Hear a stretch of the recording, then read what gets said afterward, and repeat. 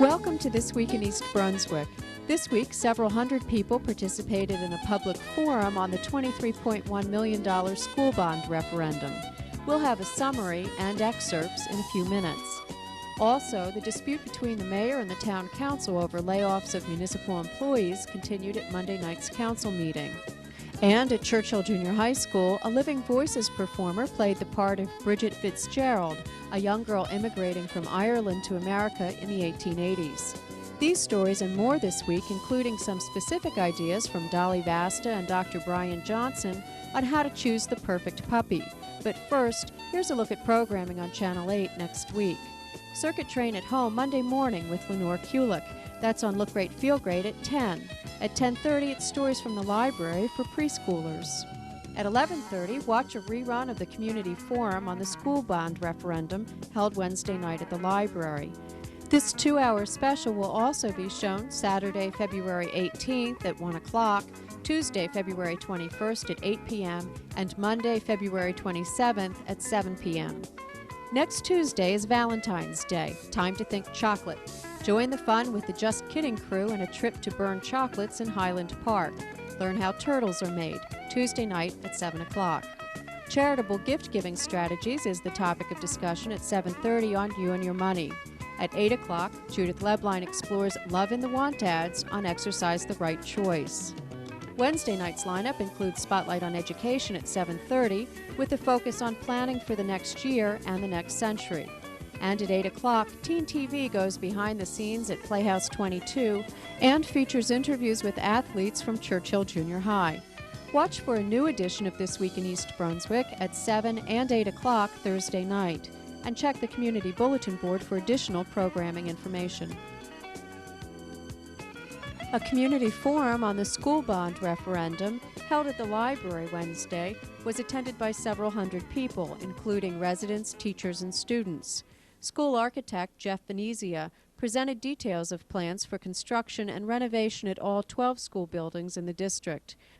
Of the 24 people who spoke during the public portion, 19 supported the referendum and 5 spoke against it. As a student at Churchill Junior High School and going to the high school in 2 years, I'd just like to say that being in a wheelchair, in some places it is hard to get around, and passing the ADA changes will make it much easier for me to, say, get in a certain door. I know at the high school there's a lot of stairs and I have to go around to find ramps, and that's, if I get 3 minutes to get to class, it would be hard, and all the crowding in the hallways. And also the technology at the schools.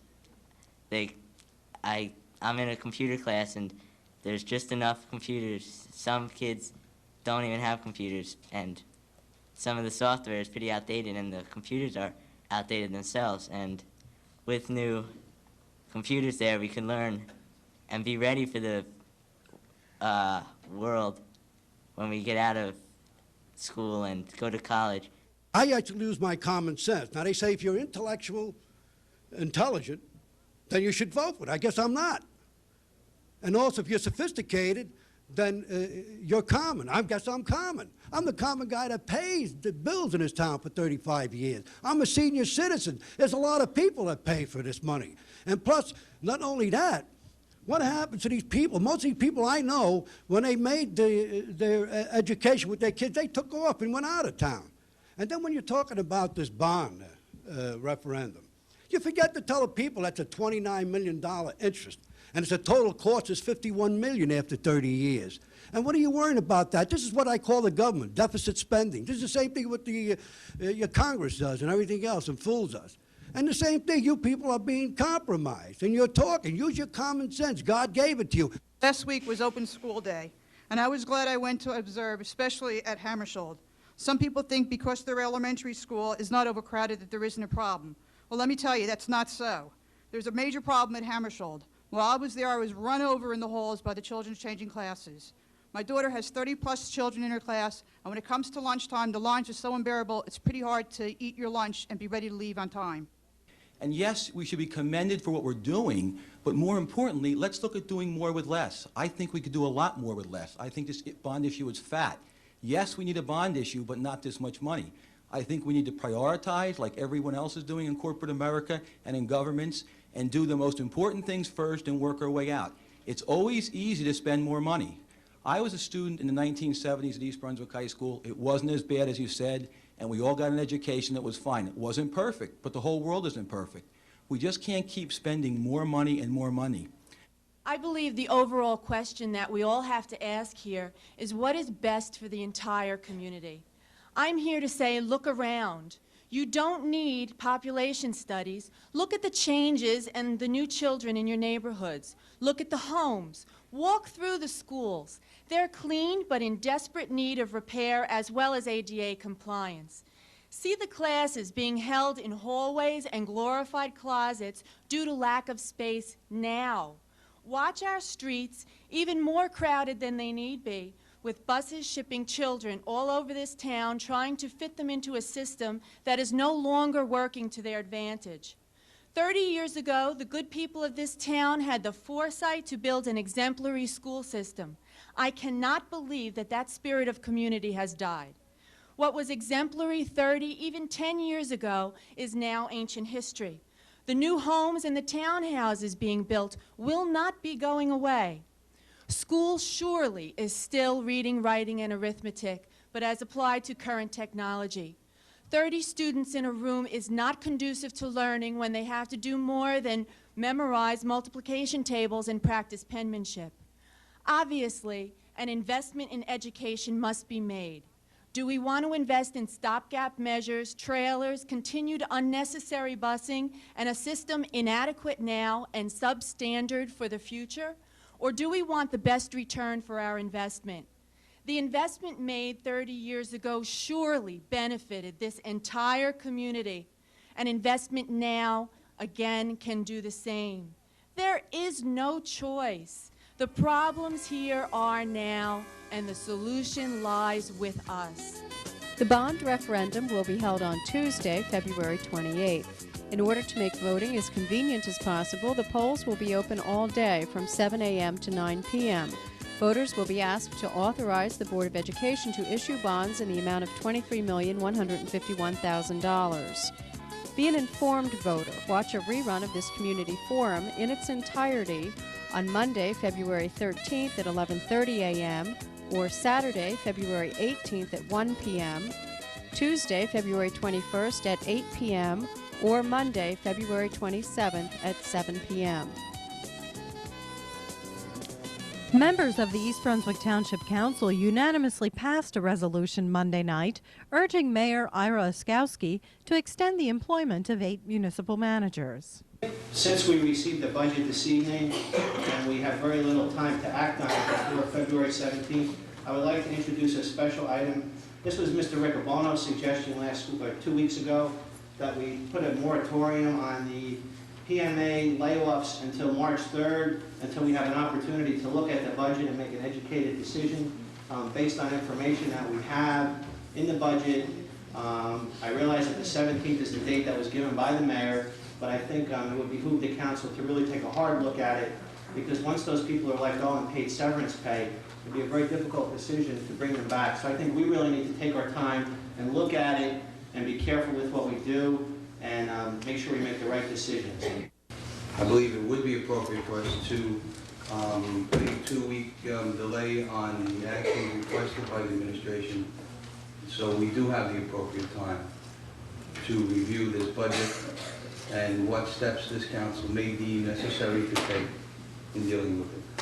No, I have to agree with the other gentleman. Subject to the review of the budget, I'd like to be able to see what can be done to help the people and to make sure services are continued and the jobs are continued. And I think we should work toward that end and see what we have to work with. The fact that I have received no communication from the mayor, despite his public promise 2 weeks ago to talk to me, will show that his credibility has to be questioned. The fact that Mr. Zarnowski and I couldn't meet with him tonight with the unions has me concerned. The suggestions for savings are coming to me secretly from township employees. This shows the fear permeating our community. This shows how can our public workers feel so threatened by only one arm of the government? What kind of presence is forcing these people to be so clandestine? This is a problem facing all of the residents of East Brunswick. Our taxes will continue to go up and our services will decline. We need answers, and we need to work as a town to find out what the hell is really going on. And I definitely support this resolution 100%. In an announcement made Wednesday, Mayor Oskowski rejected the request, stating the council had no authority to make a change with personnel issues in the municipality. Council members reacted strongly to the rejection and requested the resolution in order to have 2 more weeks to review the municipal budget before the employees were let go. Also Monday night, the mayor presented the 1995 budget to the council for their review before the upcoming public budget hearings. Those hearings are scheduled for Thursday, February 16th and Thursday, February 23rd at 8:00 p.m. in the large conference room of the municipal building. In other council news, the council asked the State Department of Transportation to continue with a project that would place sound barriers between Route 18 and the Lawrencebrook section of East Brunswick. The second aspect was then requesting the DOT to meet with the township to discuss other aspects of sound mitigation from the historic house south to the Turnpike Bridge, the bridge over the Turnpike, and also requesting the DOT to make necessary repairs along the Route 18 bridge to lessen the impact of noise that apparently is being caused by a dip in the bridge at that point.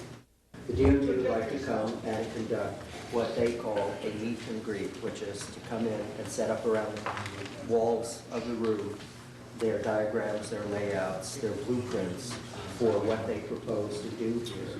Their experts will be here to discuss in detail what their plans will be. It's meant to be informal. They're going to be here for 2 hours, so that should give everyone the opportunity to come and view all the material and get familiar with the details of the project and hopefully have all of your questions answered.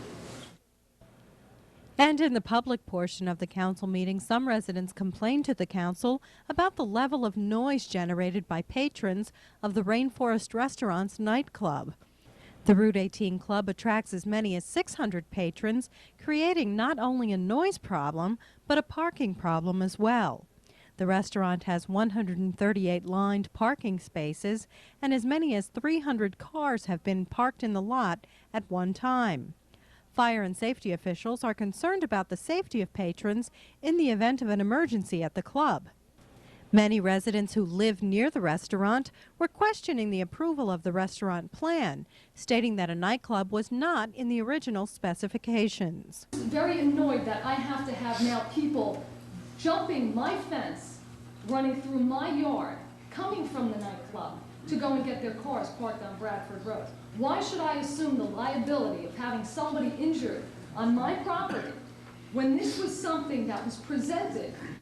Anybody that's violating the law associated with that, including the nightclub and the restaurant, there will be violations issued, and there have been violations issued.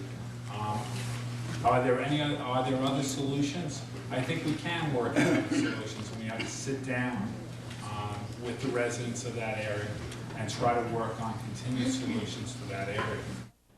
And finally, Mayor Oskowski asked the council to back a bond which would pay for completion of the Veterans Monument. The monument, originally scheduled to be completed and dedicated by Memorial Day of this year, cost around $125,000, and approximately $36,000 has been raised by contributions already. Strictly a cash flow bond that we're requesting to be repaid through contributions. The approximate dollar amount for the bond is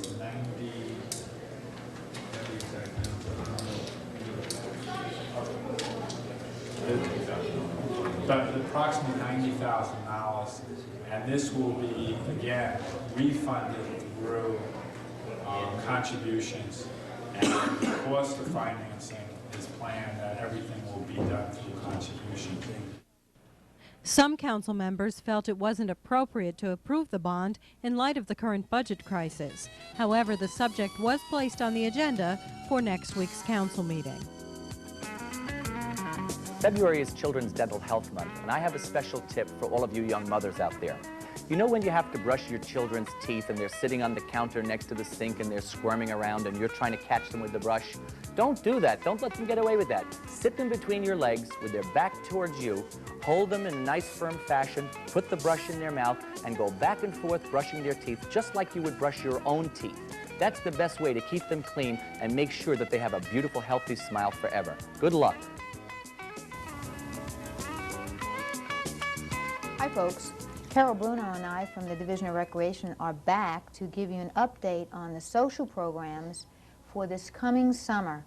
As promised, we said you would be the first to get the update because the magazine won't be out until the week of February 20th. So listen to the scoop. Carol will bring you up to date on how we've changed the program and some of the innovative programming things that we've kind of invented and conjured up with staff over the years, and I think we're finally going to bring it to fruition. So, Carol, the first one, and we've even changed names, folks, and the first one is called Hot Tots. Tell everybody what it's about. Well, the first thing I wanted to say, Karen, is that it's not so much that we've designed the program. People in East Brunswick have told us what they need. This is what we think would be really great for our kids. And then with the wonderful staff that we have coming back year after year, we've put the two together, made a nice blend, and we've come up with some really great programs, we think. The Hot Tots are for those kids who are in the preschool age. They're either in 4 or 5 years old, they're getting ready for kindergarten, so it's an opportunity for them to have some interaction with other kids, learning how to share, you know, those things that sometimes you don't find until you get into a group. So we will have that located in 4 of our township schools for 3 hours, 6 weeks, starting on June 26th. And it goes right on up to August the 4th. 6 okay. weeks, right. The Hot Tots are the only ones of our programs that is divided into 2 3-week sessions, so that when they So get in other them words, if I was a parent, I could sign up for 1 or 2, depending upon room, et cetera, et cetera. Right. Okay, that's the great. rest of our programs then are for the full 6 weeks. Then we took, parents were telling us that they needed something more sophisticated for the kids who had been to camp for a few years already. So we've split our regular day camp and we've created, with their help, Sun Buddies and Sizzlin' Sidekicks. All right, now we're talking about 1st, 2nd, and 3rd grade. Are the Sun Buddies. And then 4th and 5th grade are those Sizzlin' Sidekicks. Right. And their program is really specific because they've been to camp so many times, and we're going to make it really more exciting and more sophisticated for them. And interesting and challenging and more kind of their cup of tea, so to speak. Right. So remember, folks, you have to look in the magazine for all the specific details. We're just kind of giving you an overview.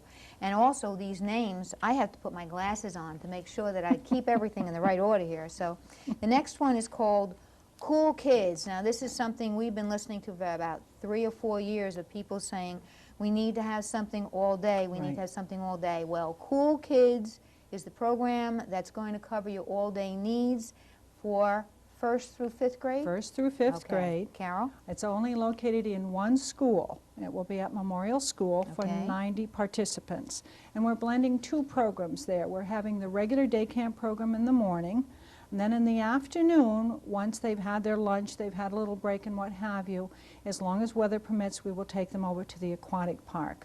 We will provide the transportation, we provide a snack in the afternoon. If the weather is not conducive to going to the park, then they may go on a trip, or they would stay at Memorial School in order to finish out the day. Just one, the parents now will pick up the children at what, 5:30? 5:30. 5:30 at the school site. At Memorial. That's right. That's the program begins at 8:30 in the morning, and we're doing this to accommodate those who need a place for their All-day children care. while they go to work. working So it's parent, 8:30 to 5:30. Okay. Another thing that we've done on these programs is that there can be a deposit, and then you can finish up paying at a later date, so that you don't have to be obligated for a large sum of money at one time. Right. And you have to remember how many hours this is every day, folks. It's a lot of hours of care. Right. So, I'd like to mention that our counselors are at least 16 years old or older, and that our coordinators, our arts and crafts people, our sports people are more mature. They're usually teachers or they are college students who have a career goal of working with children, so that they're really involved in what the kids are doing. And then we have, for our older kids in grades 6 through 9, our summer scene, one of which has been expanded to all day and will be located at Brown School. Okay, so we have a half day at Churchill, the summer scene, and a full day at Bound School. Right, for Okay, those older folks, kids. I know that this is only giving you a little bit of a touch of what we're doing. Make sure you look for that magazine that's coming in. It has a cute little guy on the front cover taking a sip of water. The Recreation Parks magazine will be to you the week of the 20th. Hang in there. Make sure you make and take care of your summer needs early on, because it will be on a first-come, first-served basis. If you have any questions, call Carol. 390-6797. We'll be happy to answer any of your questions, and we're very grateful for the opportunity to serve you in this way. We'll see you soon with another update. Bye.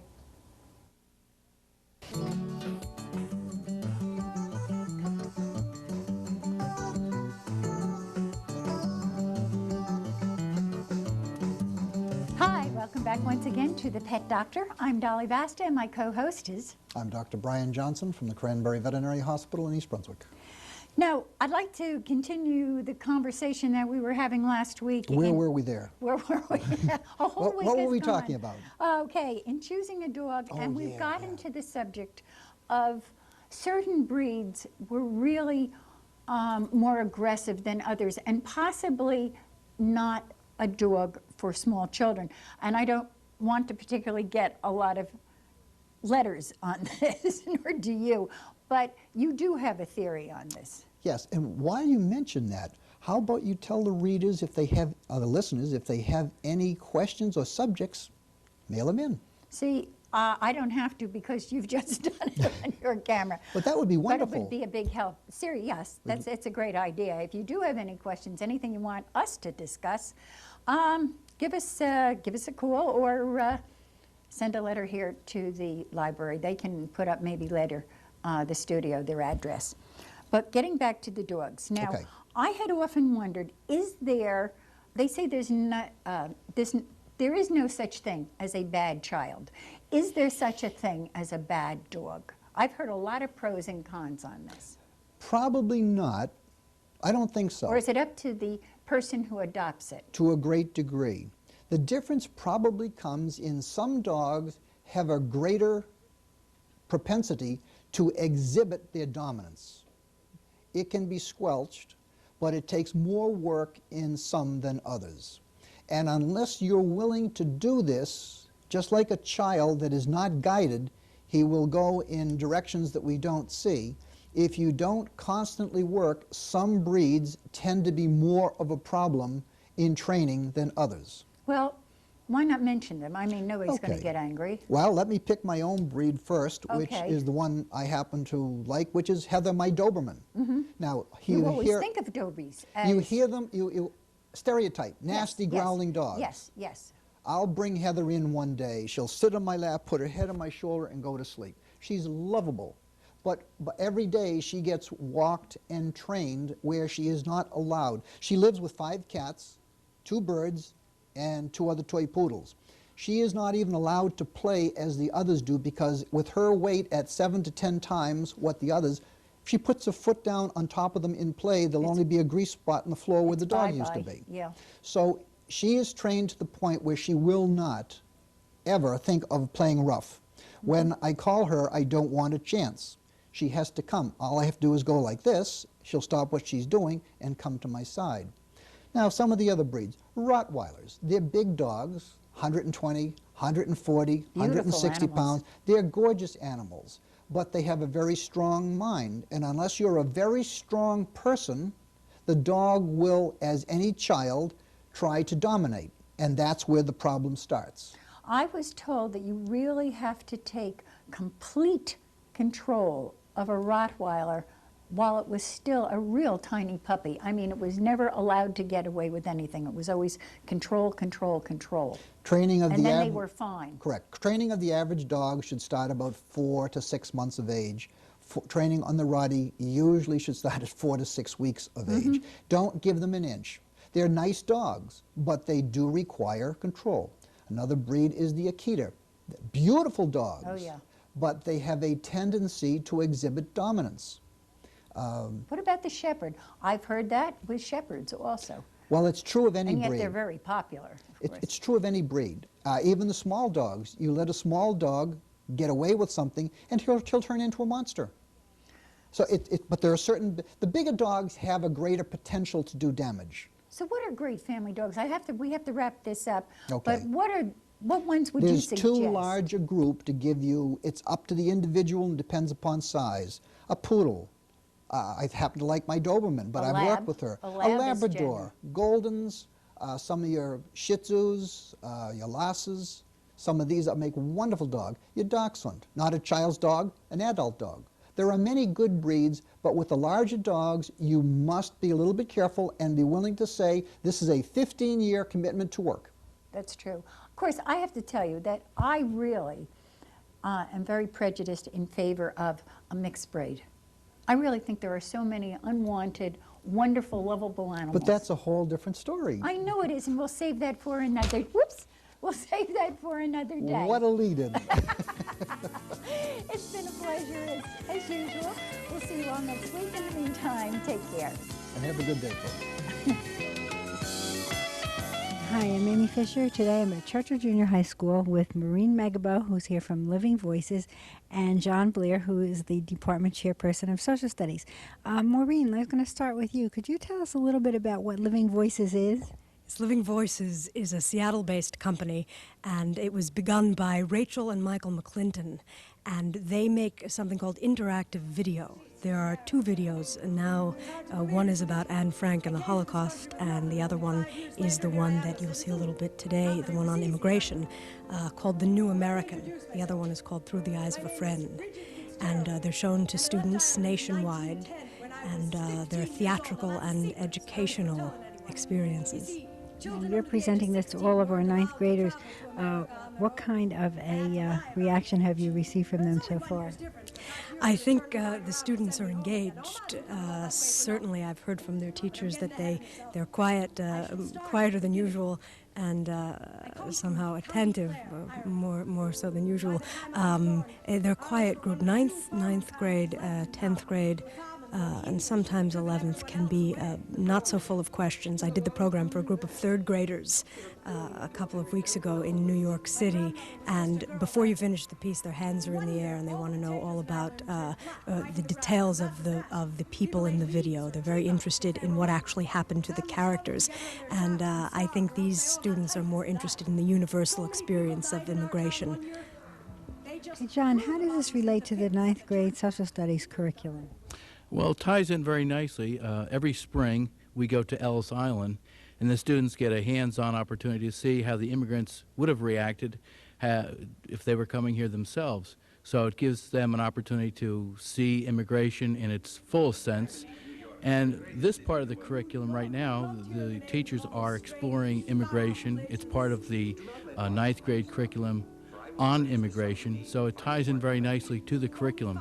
It's a great opportunity for students to see what would have been like if they were traveling over here in one of those boats at the turn of the century. Well, I'd just like to thank the East Brunswick Education Foundation for providing funding for this program that's being brought to all 9th graders, as I said, and also for the Anne Frank program, which was provided for all 11th graders earlier this school year. We'll close this week's show with the faces of Tiger Troop number 223, Den 1. They visited the studio on Wednesday. Thanks for watching.